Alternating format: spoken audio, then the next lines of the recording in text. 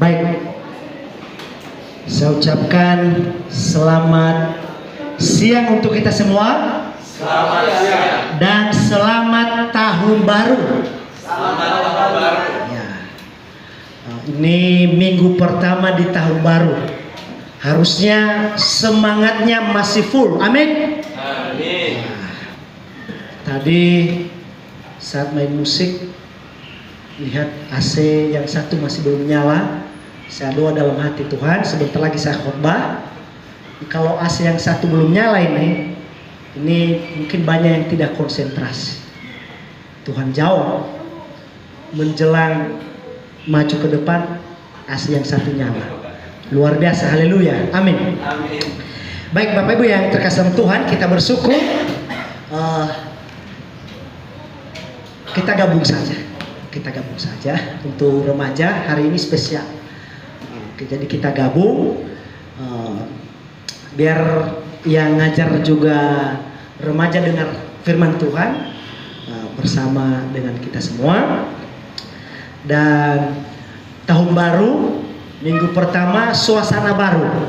Ya, suasana baru, kita kebaktian di sini ya, di kasih di Villa Nusa Indah.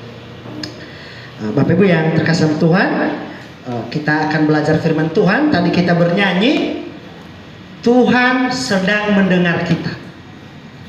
Kita nyanyi tadi, Tuhan sedang mendengar kita. Nah, sekarang kita mendengar uraian firman Tuhan. Sama artinya kita mendengar Tuhan.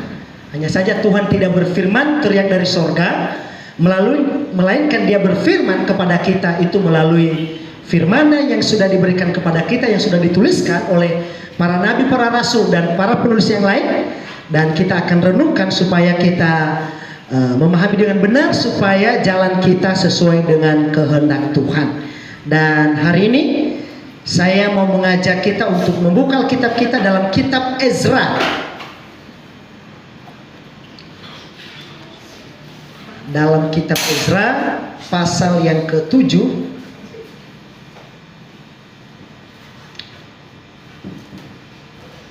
Ezra pasal 7, kita baca ayat 6 sampai ayat 10. Ezra pasal 7, kita baca dari ayat yang ke-6 sampai ayat yang ke-10. Kalau sudah ketemu, kita baca bersama-sama dalam hitungan yang ketiga. 1, 2, 3. Ezra ini berangkat pulang dari Babel. Ia adalah seorang ahli kitab, mahir dalam Taurat Musa yang diberikan Tuhan Allah Israel, dan raja memberi dia segala yang diingininya oleh karena tangan Tuhan Allahnya melindungi dia.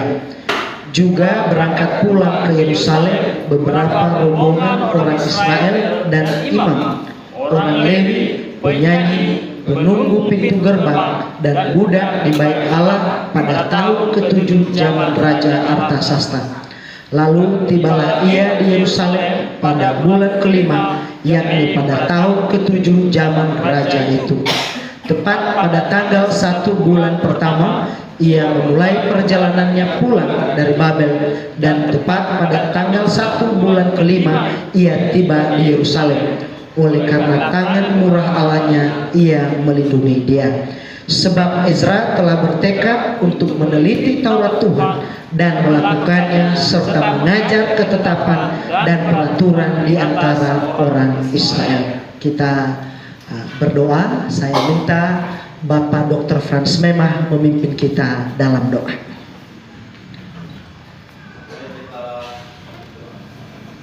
Bapa surgawi, Bapa yang kami sembah dan kami panggil hanya di dalam nama Tuhan Yesus Kristus.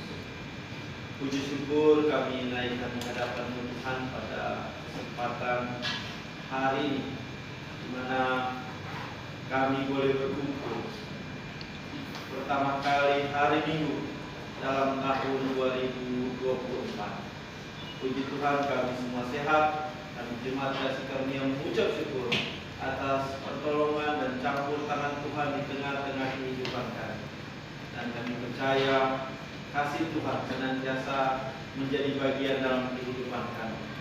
Saat ini juga Tuhan, kami akan mendengarkan uraian firman Tuhan yang disampaikan oleh hamba Tuhan. Berlipat akal budi dan kemampuan hamba-Mu ini biar menyampaikan firman Tuhan seturut dengan kehendak Tuhan dan sesuai dengan Alkitab. Dan kami yang duduk mendengar, tolong beri kemampuan juga, beri hikmat akal budi dalam hidup kami. Roh ngantuk Tuhan singkirkan, dan biar kami konsentrasi terus, kami boleh belajar firman Tuhan. Selanjutnya Tuhan, kami percaya kasih Tuhan melingkupi ruangan ini Tuhan, dan kami percaya kasih Tuhan senantiasa menjadi bagian dalam hidup kami. Di dalam nama Tuhan Yesus Kristus juru selamat kami. Haleluya. Amin. Amin. Baik, Bapak Ibu yang saya kasih dalam Tuhan, dari ayat yang barusan kita baca, saya memberikan judul khotbah saya ialah tekad baru di tahun baru. Tekad baru di tahun baru. Bapak Ibu yang terkasih dalam Tuhan, tekad itu artinya ada komitmen, ada kemauan yang bulat. Jadi tekad, jadi ada komitmen, ada kemauan yang bulat untuk melakukan sesuatu. Dan menarik, saya baca dalam Alkitab, hampir semua tokoh-tokoh dalam Alkitab yang bisa mengakhiri pertandingan iman dengan baik, itu adalah tokoh-tokoh yang bertekad mengikut Tuhan. Salah satu contoh yang jelas adalah Rasul Paulus. Makanya di dalam kitab 2 Timotius, di pasal terakhir, dia mencatat bahwa aku telah mengakhiri pertandingan iman yang dengan baik. Nah, jadi dia punya tekad gitu. Setelah dia tahu kebenaran, dia punya tekad untuk mengikut Tuhan. Nah, jadi tekad baru di tahun baru. Dan kita lihat ayat yang barusan kita baca, ini kisah tentang Ezra. Ezra kemungkinan besar dia lahir di tanah Babel, di pembuangan. Nah, sekarang Raja Media Persia setelah menaklukkan Babel, Raja Media Persia Kores yang berkuasa, oleh karena campur tangan Tuhan, dia menggerakkan hati Kores untuk memulangkan umatnya dari pembuangan. Suruh pulang bangsa Israel, pulang ke tanah Israel, ke tanah Kanan, ke tanah Palestina. Dan bukan hanya suruh pulang, sampai dia mengurus untuk masalah tata ibadah. Nah, tata ibadah, ingat karena ini masa perjanjian lama, tata ibadah bait Allah. Dan Kores itu mempercayakan itu kepada Ezra. Nah, bayangkan Ezra yang tidak tahu seperti apa itu sistem ibadah di bait Allah pada waktu itu, karena dia di pembuangan. Nah, bagaimana caranya supaya dia tahu? Karena nanti dia yang mengatur semuanya, yang melayani di mana, yang bagian nyanyi di mana dan lain sebagainya. Bagaimana caranya? Nah, caranya adalah dia punya tekad. Dia punya tekad untuk mempelajari hukum Taurat. Ini yang luar biasa. Ini yang luar biasa, di mana dia punya tekad supaya dia tidak salah. Dia tidak mau mencontoh sistem penyembahan bangsa-bangsa lain. Bagaimana caranya? Itu dia bertekad untuk mempelajari hukum Tuhan. Bapak Ibu yang terkasih, kita kembali ke pembahasan kita di ayat yang ke-6. Dicatat di situ, Ezra ini berangkat pulang dari Babel. Ia adalah seorang ahli kitab, mahir dalam Taurat Musa yang diberikan Tuhan Allah Israel. Ayat 10, sebab Ezra telah bertekad untuk meneliti Taurat Tuhan. Nah, jadi kita melihat di sini ada satu komitmen yang tinggi dari diri Ezra, yaitu meneliti Taurat Tuhan. Berarti meneliti itu lebih ke dalam mengamati lebih detail. Jadi mempelajarinya. Bapak Ibu yang terkasih Tuhan, banyak orang tidak ketemu dengan kebenaran itu karena tidak mau belajar firman Tuhan. Dia lebih mengandalkan perasaannya. Yang penting dia suka dan lain sebagainya. Sedangkan dalam Alkitab itu jelas. Itulah sebabnya ada tahun-tahun tertentu itu hukum Taurat itu dibacakan kepada bangsa Israel supaya kamu tidak salah. Daud pernah melakukan sebuah kesalahan dengan modal mencontoh bangsa lain dan mengandalkan perasaannya. Bagaimana cara membawa tabut Tuhan itu dari Filistin mau dibawa ke Yerusalem. Dan singkat cerita, karena menurut dia itu saya senang begitu.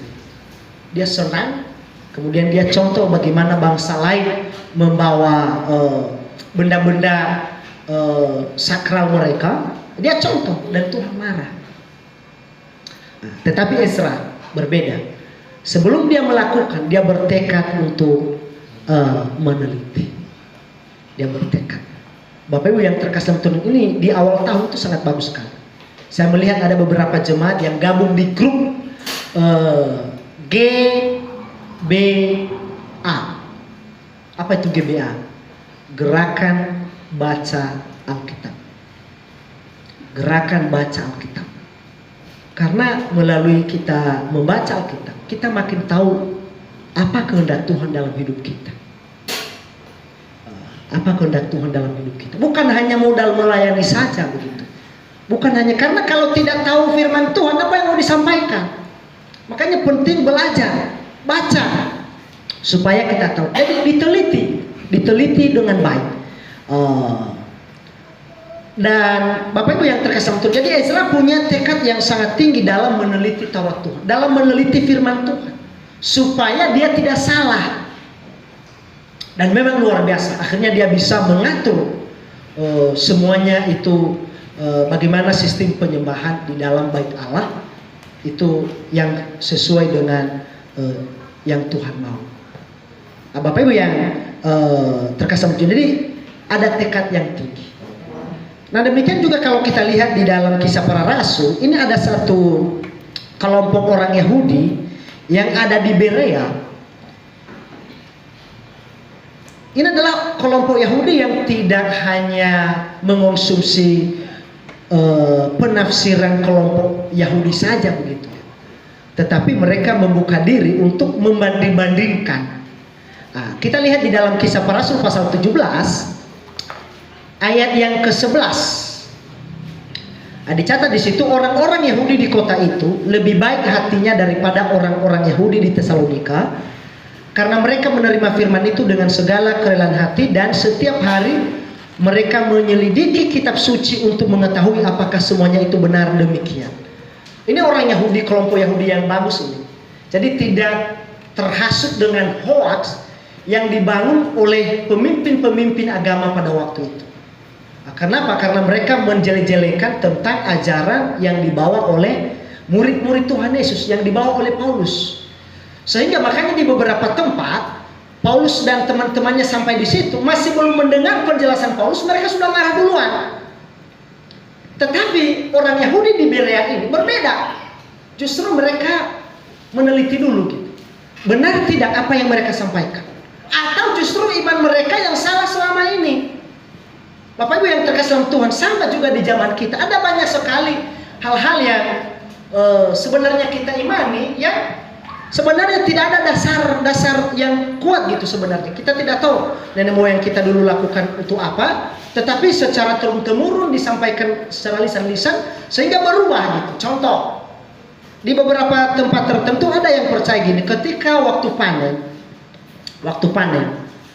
maka punya konsep bahwa itu tidak boleh berisik pada saat panen.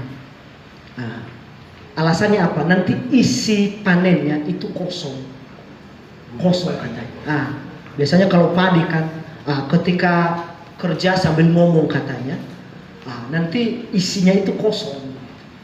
Sehingga akhirnya turun-temurun disampaikan seperti itu. Padahal sebenarnya bukan hebat benar, masa ketika sabit contohnya padi tiba-tiba isinya kosong. Bukan itu sebenarnya intinya. Cuman karena tidak ditanya sehingga ayah sampaikan ke anak, nanti anaknya jadi orang tua disampaikan ke anaknya lagi. Turun-temurun. Padahal sebenarnya apa? Yang mau disampaikan waktu itu adalah ketika panen jangan banyak bicara. Kenapa? Karena hasil panen itu harus dikejar. Karena terlambat panen nanti busuk. Jadi fokus kerja dulu. Ada waktu ngobrol, ada waktu kerja. Cuman semuanya ini. Apalagi ada pemahaman. Katanya, contohnya kalau jemur kain, jangan sampai lewat jam 6 sore itu kain sudah diambil semua. Karena nanti ada yang bergelantungan di situ. Padahal sebenarnya apa intinya? Karena mulai ada embun, basah, capek-capek sehari udah jemur, tahu-taunya tidak angkat, udah mau malam, ya kena ini basah lagi begitu. Sebenarnya itu ya, sebenarnya mau disampaikan.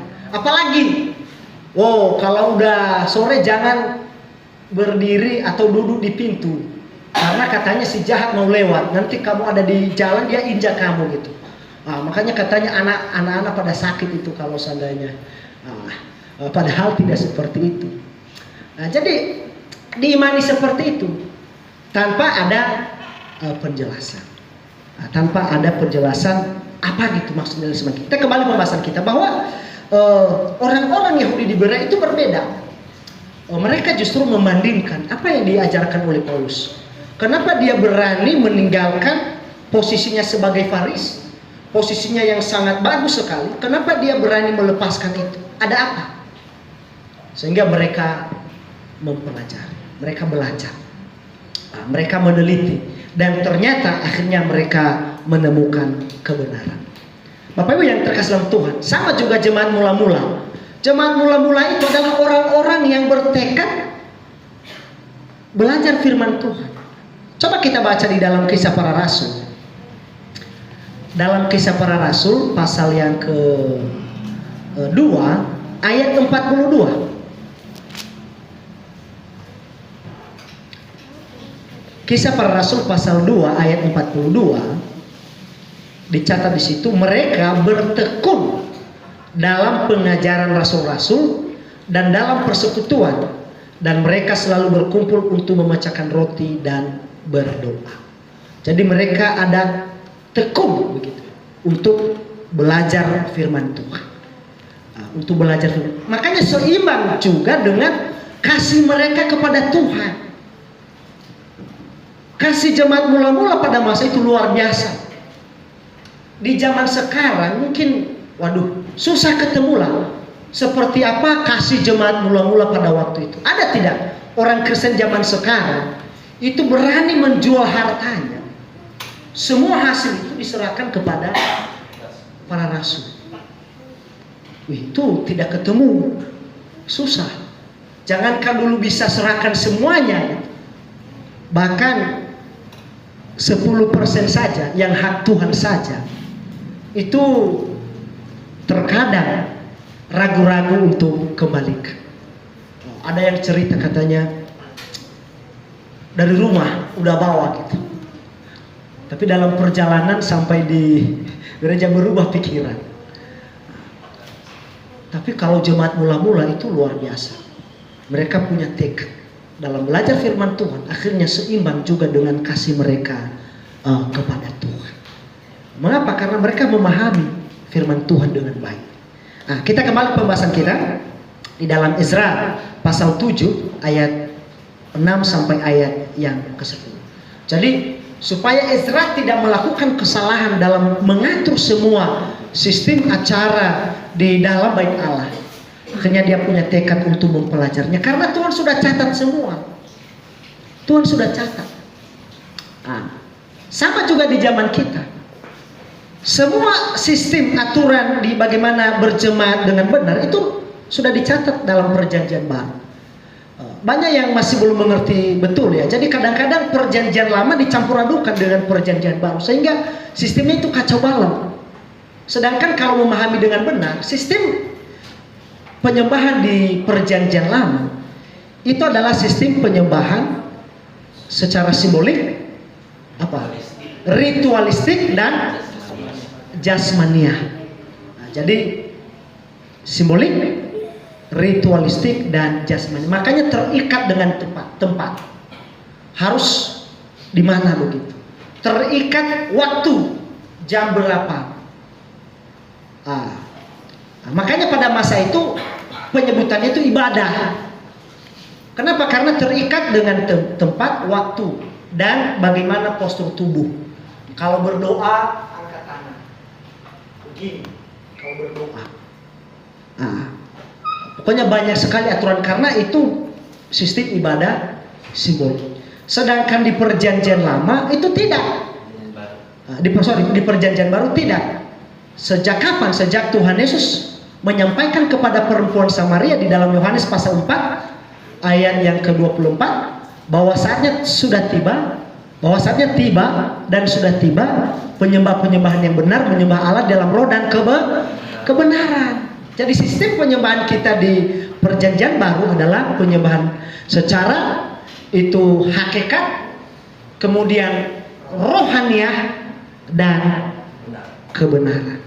Jadi tidak terikat tempat lagi, tidak terikat waktu, dan tidak terikat bagaimana postur tubuh. Makanya boleh nggak berdoa sambil buka mata? Ya boleh, tidak diatur. Yang penting kamu konsentrasi. Boleh tidak berdoa cara tangannya begini? Boleh tidak berdoa seperti ini? Oh, boleh. Yang intinya tanganmu itu tenang. Jangan pada saat kamu doa colek sana sini kan begitu. Dan yang paling penting itu hati. Ini pada senyum-senyum ini kalau bicara colek sana sini. Karena biasanya saya masih ingat waktu saya masih SMP SMA.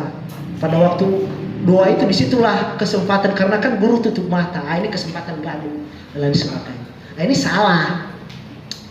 Makanya kalau di zaman kita itu kalau pertemuan jemaat ini itu bukan disebut ibadah, bukan disebut sebagai ibadah.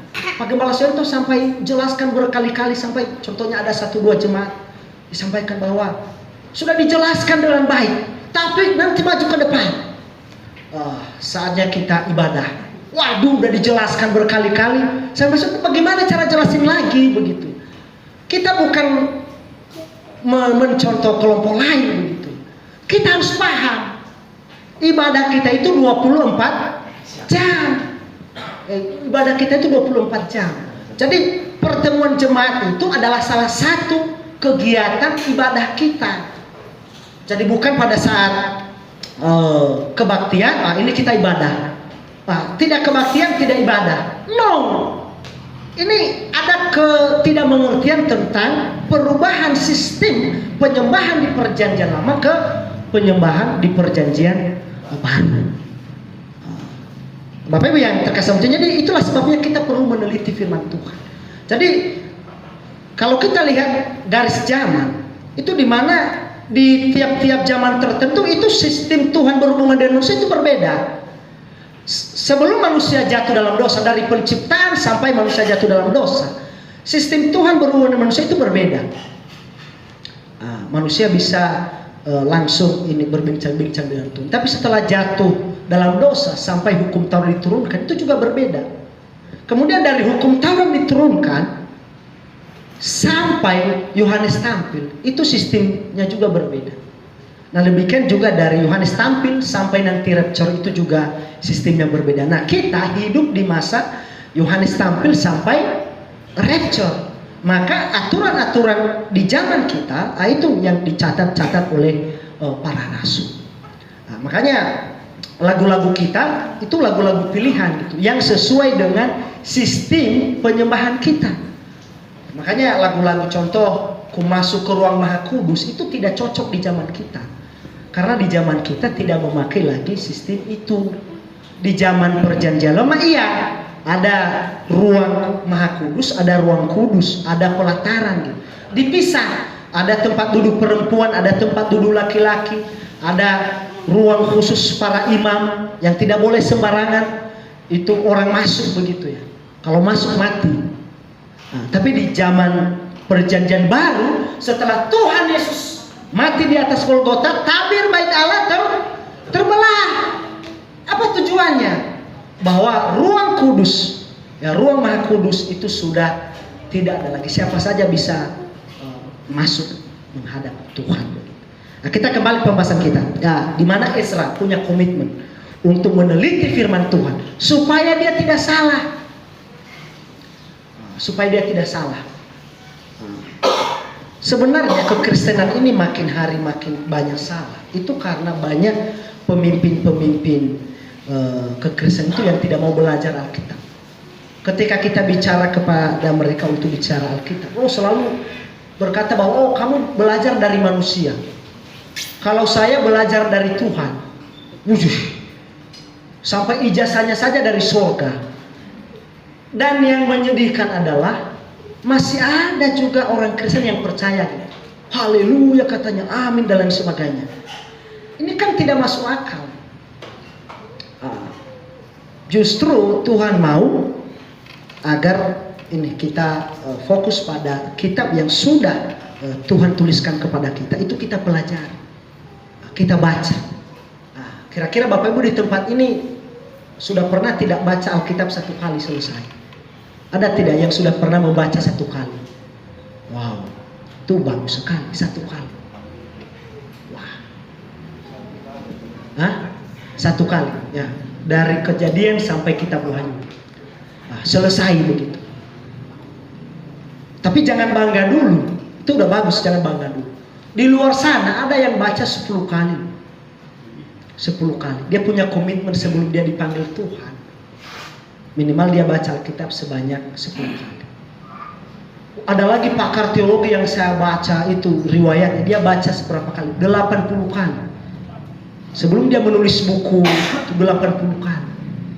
Nah bayangkan kalau seandainya kita diskusi dengan dia, kita bantah-bantah ini, dia akan tanya, kamu udah pernah baca belum? Oh baru kitab Galatia contohnya. Ya udah kalau gitu kamu pulang ke rumah baca dulu. Kamu mau debat baru baca satu kitab begitu. Bahkan kadang-kadang yang di media sosial itu, karena ini zaman media sosial semuanya bisa jadi pakar teologi. Dia modal satu ayat Alkitab saja dia udah langsung tulis pantah sana sini. Tapi ketika ditanya ayatnya di mana, waduh, dia pusing gitu. Makanya, tidak tahu di mana ayatnya, tapi seolah-olah dia pakar begitu. Dan Ezra itu bertekad meneliti, karena dia tahu dia pulang dari Babel, dia pulang dari media Persia. Pasti di sana pasti ada banyak nanti yang akan mengacaukan juga gitu. Karena yang mempalsukan ada. Nah, supaya tidak salah, akhirnya dia punya tekad yang kuat di dalam meneliti firman Tuhan. Dan biarlah ini menjadi contoh yang bagus bagi kita. Di tahun baru, kita punya tekad yang baru dalam mempelajari firman Tuhan. Kita mempelajari firman Tuhan supaya kita paham betul dasar iman kita. Bahkan sering kita sampaikan minimal kaum awam itu menguasai 3 doktrin utama kekristenan. Apa saja itu? Doktrin keselamatan. Doktrin keselamatan itu adalah pusat dari semua doktrin kekristenan. Meskipun kita menguasai doktrin angelologi, doktrin pneumatologi, doktrin antropologi, doktrin harmatologi dan lain sebagainya, kalau ujung-ujungnya kamu masuk neraka, itu tidak ada gunanya. Itulah sebabnya doktrin keselamatan itu doktrin yang sangat penting. Makanya harus paham mengenai masalah keselamatan. Selamat itu bukan karena usaha, bukan karena kebaikan diri sendiri, melainkan karena kasih Tuhan, melainkan karena kebenaran dari Tuhan, melainkan karena merespon kasih karunia Tuhan. Kemudian doktrin berikutnya adalah doktrin bibliologi, yaitu doktrin Alkitab. Doktrin Alkitab itu adalah dasar dari semua doktrin. Makanya kalau kita bicara tentang hal rohani, kita bicara apa yang dicatat dalam Alkitab, karena tidak ada yang pernah lihat surga. Ada tidak yang pernah lihat surga di tempat ini? Tidak ada. Yang pernah lihat neraka? Tidak ada, paling di mimpi saja. Itu saja karena pengaruh kita nonton, contohnya sinetron. Oh, aduh, ada apa begitu. Makanya ketika tidur kita bawa mimpi, seolah-olah itu neraka. Oh, bukan seperti itu. Apalagi neraka yang digambarkan dunia itu berbeda dengan yang Alkitab catat, di mana di neraka itu iblis penguasa, dia punya tongkat trisula begitu gitu. Dia berkuasa, dia yang menyiksa-nyiksa orang. Itu salah. Itu paham Yunani. Justru iblis itu nanti di neraka itu hukumannya yang paling berat. Kenapa? Karena dia menyeret sepertiga malaikat, termasuk manusia yang mau jadi pengikutnya. Makanya di dalam Matius pasal 25, neraka itu diciptakan itu bukan untuk manusia, melainkan untuk iblis. Dan ada kata dan. Maunya saya sih tidak pakai kata dan, cukuplah untuk iblis saja. Tapi ada kata dan, pengikutnya. Nah, pengikutnya itu adalah orang-orang yang memberontak kepada Tuhan. Orang-orang memberontak kepada Tuhan itu adalah orang-orang yang tidak menaati Tuhan. Nah, itu pengikut. Nah, itu jadi kalau bicara tentang hal rohani, mau tidak mau kita harus bicara tentang dasar. Itu Alkitab. Yang ketiga adalah doktrin gereja, eklesiologi, doktrin gereja. Nah, itu pintu. Nah, sama seperti kita masuk tadi di ruangan ini, ada pintu bawah. Kalau seandainya Pak Dokter atau Ibu Lambok di sini udah kunci, bisa masuk tidak? Oh, tidak bisa masuk. Kalau lewat jendela apa namanya? Diketok kepalanya sembarangan. Nah, harus lewat pintu. Nah, demikian juga pengajaran di dalam kekristenan. Itu melalui gereja. Pintu masuknya. Pintu masuknya.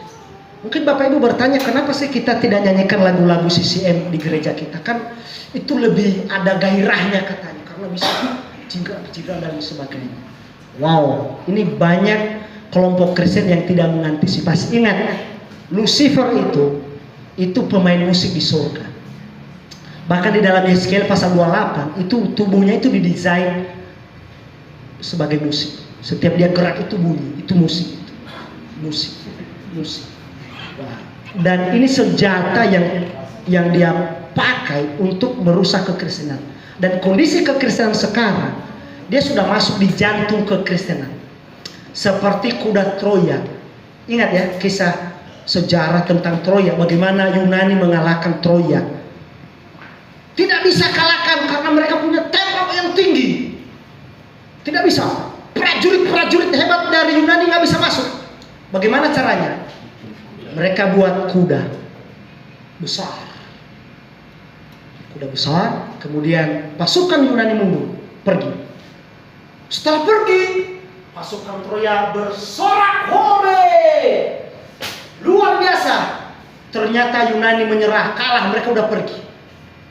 Kemudian mereka ambil itu kuda yang sudah dibuat oleh Yunani, itu pakai kayu. Mereka bawa masuk, tapi pintu gerbangnya itu kecil sekali. Bagaimana cara untuk bawa masuk? Mereka bobok itu pintu gerbang, buah terbuka besar. Kuda Troya dibawa masuk. Malam hari kerajaan Troya pesta pora. Malam hari itulah. Itu ternyata di dalam kuda Troya itu pasukan-pasukan hebat dari Yunani sudah ada di dalam situ. Ketika lagi mereka pesta, dikeluar mereka. Kemudian mereka membakar, itu melambaikan. Ternyata pasukan Yunani tadi udah siap-siap balik, serang.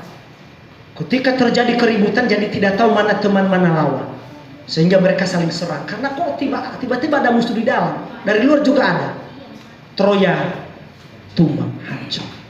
Demikian juga kondisi kekristenan sekarang. Ini makanya kacau balau. Kita tidak tahu mana kawan mana lawan. Wah, ini bagaimana? Ini kita lagi serang depan dan belakang juga nyerang. Kamu bagaimana? Ketika kita jelaskan bahwa Alkitab itu satu-satunya firman Tuhan, hanya terdiri dari Perjanjian lama itu 39 kitab, perjanjian baru itu 27 kitab. Oh, yang lain berkata juga, yang sesama Kristen juga, oh tidak, semalam saya mendapat mimpi dari Tuhan. Wah, ada wahyu dari Tuhan. Kacau semuanya. CCM, musik. Meskipun sudah disampaikan bahwa kita harus berbeda dengan dunia, harus berbeda. Tapi lagu ini sangat saya suka. Biasanya kalau teman-teman saya, kalau seandainya kami nyanyi, wah lagu ini kurang bagus.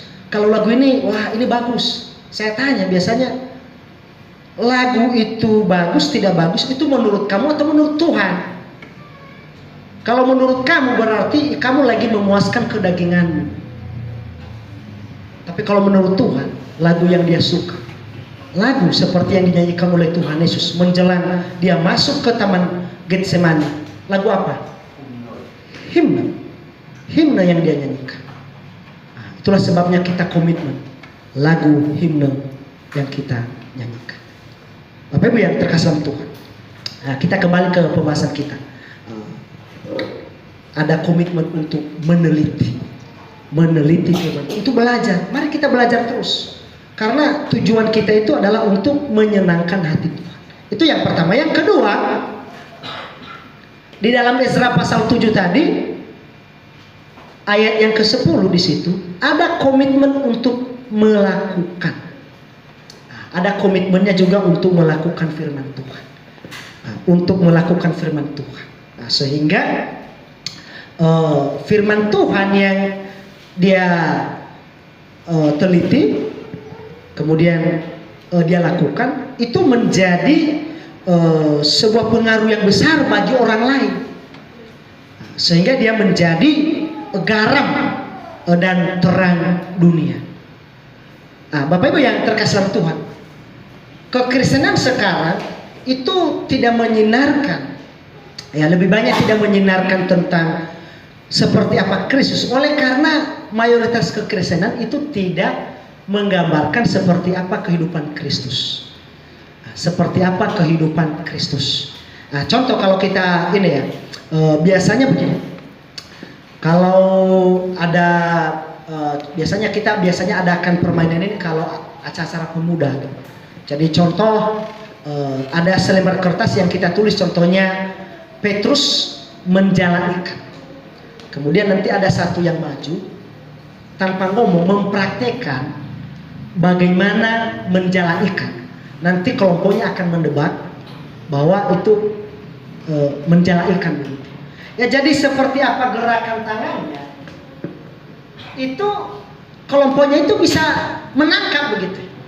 Tapi kalau gerakan tangannya kan harusnya menjala, tapi kalau gerakan tangannya begini-begini, mancing. Ini orang bisa salah paham. Tebakannya, oh ini mancing, ya kan begitu. Atau lagi main pistol-pistol gitu. Nah, kira-kira begitu. Nah, demikian juga kondisi kekristenan. Bagaimana kehidupan kita sebagai orang Kristen, itulah yang dibaca oleh orang lain. Kalau kehidupan kita lebih baik, lebih bagus, maka orang lain tertarik untuk belajar firman Tuhan. Pak Gembala Sento cerita waktu dia muda di Kalimantan, katanya waktu kekristenan lagi bersinar di sana, katanya pengaruhnya sangat bagus. Ada orang tua katanya itu sudah terjerat dengan dukun-dukun begitu, sudah terikat gitu sehingga dia nggak bisa lepas. Tetapi meskipun separah itu dia, tetapi dia selalu suruh anaknya kalau ada acara sekolah minggu, dia suruh anaknya untuk ikut sekolah minggu. Ini bagus loh di sana, jangan ikutin saya, kamu nak ke sana gitu. Bahkan kalau anaknya tidak datang ke sekolah dihajar, kamu ke sana karena itu lebih bagus, jangan ikutin saya. Pada masa itu, tetapi sekarang sudah susah dibedakan yang mana Kristen yang sungguh-sungguh, mana yang tidak begitu. Bayangkan kondisi kekristenan kita sekarang itu parah sekali. Saya baca sebuah berita kemarin, itu daftar-daftar negara yang memperbolehkan LGBT. Banyak sekali, termasuk Belanda, Jerman, Amerika, mayoritas orang Kristen. Bahkan ada satu negara tertentu yang memperbolehkan pernikahan antara manusia dengan binatang. Bayangkan itu loh, pernikahan antara manusia dengan binatang mau disahkan sebagai undang-undang. Bingung juga ya, kok ada manusia tertariknya sama binatang begitu ya. Waduh, pernah kejadian gitu, pernah kejadian itu betul. Gorila itu sampai ini, yang pencinta binatang waktu itu lapor, siapa-siapa aja orang yang, ya orang hutan begitu, disewa juga. Ini parah betul. Ini kondisi dunia sekarang itu udah parah. Makanya jangan santai-santai. Ini imannya harus kuat. Pengaruhnya besar sekali. Wah. Bahkan ada acara besar-besaran di Brazil waktu itu yang waduh pokoknya kacau balau di situ, yang homo, gay, semua LGBT campur semuanya di situ. Wah. Nih kondisinya seperti itu. Nah, jadi oleh karena itu, makanya tadi Pak Jebo sempat sampaikan bahwa kita harus memahami firman Tuhan dengan baik. Kenapa? Karena kalau tidak, maka kita bisa terbawa arus. Karena ada banyak yang terbawa arus. Mengapa? Karena melihat kok kekristenan seperti ini ya? Kok kekristenan seperti ini? Kok memperbolehkan itu dan lain sebagainya. Sehingga melihat kelompok lain yang menolak LGBT itu lebih bagus daripada kelompok Kristen. Padahal sebenarnya kalau kita baca dalam Alkitab itu jelas Tuhan tentang, Tuhan tidak setuju. Tetapi bagaimana cara mereka untuk merusak generasi-generasi berikutnya itu dengan menerjemahkan Alkitab sendiri. Makanya namanya ada Alkitab gay, ada Alkitab LGBT, punya Alkitab sendiri.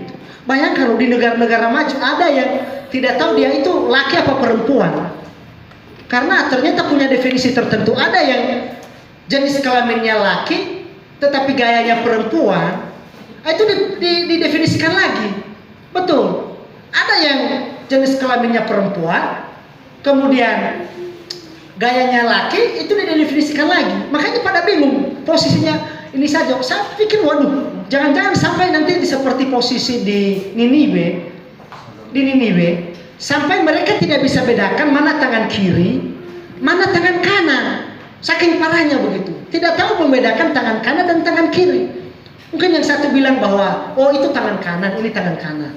Ini tangan kiri, tangan kiri. Nah yang satu bilang no, yang benar ini tangan kanan, ini tangan kiri. Nah anak-anak di bawah kacau semuanya. Yang mana yang benar? Ini tangan kiri apa ini tangan kanan? Wah ini bisa kacau. Makanya bayangkan sampai Tuhan berkata, Yunus kamu tidak kasihan kepada orang ini yang tidak bisa membedakan mana tangan kanan, mana tangan kiri. Sudah kacau semuanya. Wah, bayangkan separah itu kondisi pada waktu itu. Tapi untung saja Tuhan memberikan kesempatan. Kita kembali pembahasan kita bahwa yang kedua adalah melakukan. Mari kita melakukan firman Tuhan. Kita belajar untuk melakukan firman Tuhan sesuai dengan apa yang kita paham, apa yang kita mengerti. Seperti yang dicatat dalam Filipi pasal 1 ayat 27. Hendaklah hidupmu itu sepadanan dengan Injil yang telah kamu terima. Kita melanjutkan yang ketiga, yang terakhir, yaitu ada tekad untuk mengajar. Mengajar firman Tuhan. Mengajar firman Tuhan. Untuk mengajar di sini kita bisa bagi dua, yaitu ada pemberitaan Injil dan ada pemuridan. Ada pemberitaan Injil dan ada pemuridan. Dan ini adalah tugas kita sebagai jemaat. Bahwa Injil tidak tersampaikan, itu tanda tanyanya apakah jemaat itu jemaat yang hidup atau jemaat yang mati. Tidak ada pemuridan. Yang dipertanyakan apakah jemaat itu atau jemaat yang mati. Ada banyak sekali gereja zaman sekarang secara organisasi jalan, tetapi secara pemberitaan Injil, pemuridan itu tidak jalan. Tetapi Ezra berbeda. Dia punya tekad yang tinggi untuk mengajar. Setelah dia teliti, dia lakukan. Setelah itu dia ajarkan kepada orang lain. Nah, demikian juga kita di tempat ini. Setelah kita mempelajari firman Tuhan, setelah kita melakukan firman Tuhan, maka kita mengajar. Salah satu hal yang menyebabkan kenapa kita itu malu-malu atau tidak giat memberitakan Injil atau mengajar kepada orang lain, oleh karena si jahat menghembuskan doktrin bahwa kamu baru beritakan Injil itu setelah kamu sempurna. Kemudian orang lain yang tidak ini memakai kata-kata itu dengan berkata, oh kamu harus benar dulu baru kamu beritakan Injil kepada saya. Tetapi berbeda dengan perempuan Samaria. Perempuan yang latar belakangnya adalah perempuan yang tidak benar. Sampai Tuhan Yesus berkata bahwa kamu punya suami banyak sekali. Berarti dia hidup dalam dosa perzinahan. Tetapi setelah dia diselamatkan, bagaimana yang dia lakukan selanjutnya? Apakah dia tunggu dulu hidupnya sempurna baru dia beritakan Injil? No. Hari itu, saat itu juga, dia langsung pergi ke kotanya, ke kota Samaria, dan dia memberitakan Injil. Ada orang dimenangkan tidak? Satu kota keluar melihat Tuhan Yesus. Nah, demikian juga di dalam pemberitaan Injil. Jangan tunggu dulu hidup sempurna. Baru saya nanti ambil bagian dalam pelayanan saya hidup sempurna. Hidup sempurna itu adalah target. Itu target kita. Kita sedang berjalan menuju ke sana. Dan dalam mencapai itu kadang kita naik, kadang turun, mungkin lebih banyak turunnya, kadang naik. Jadi begitu bergelombang terus sampai nanti Tuhan memanggil kita. Bapak Ibu yang terkasih, jadi Ezra punya tekad di dalam mengajar firman Tuhan. Nah, kita di tahun baru harusnya punya tekad yang baru untuk juga melaksanakan tanggung jawab kita dalam pemuridan dan dalam pemberitaan Injil. Ada yang bagian ujung tombak, ada yang bagian ujung tombak, ada juga yang gagang. Kalau ada ujung tombaknya tidak ada gagang, bisa nggak berfungsi? Itu tidak bisa. Tapi ada gagangnya tidak ada ujungnya, itu juga nggak bisa. Dua-duanya ada gagangnya dan ada ujung tombak. Maka itu sangat efektif sekali. Nah, kita semua ini satu tubuh, satu tujuan, satu misi. Mari kita berkomitmen untuk menjangkau jiwa, untuk pemberitaan Injil. Kita ambil bagian, kita belajar untuk melakukan firman Tuhan.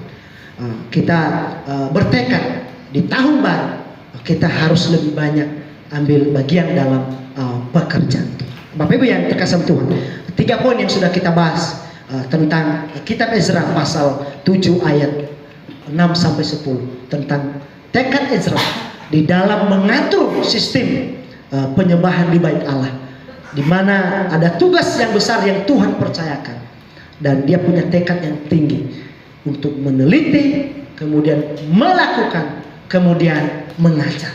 Nah, demikian juga kita di awal tahun ini kita punya tekad yang baru untuk belajar firman Tuhan lebih giat lagi. Kemudian punya tekad juga untuk melakukan firman Tuhan. Dan yang ketiga juga punya tekad di dalam mengajar firman Tuhan, di dalam pemberitaan Injil, dan juga di dalam pemuridan untuk mempersiapkan generasi-generasi di masa yang akan datang. Kita berdoa. Bapa di surga, terima kasih uraian firman-Mu pada siang hari ini Tuhan, yang mengingatkan kami contoh yang baik yang diberikan Ezra kepada kami mengenai tekadnya di dalam meneliti, melakukan, dan mengajarkan firman. Tolong kami Tuhan di tempat ini agar di tahun yang baru ini Tuhan, kami punya tekad yang baru untuk lebih giat lagi di dalam mengejar hal rohani. Lebih giat lagi Tuhan untuk melaksanakan tugas kami sebagai anak-anak. Tuhan pimpin kami semua. Dalam nama Tuhan Yesus kami berdoa. Amin. Oke, untuk live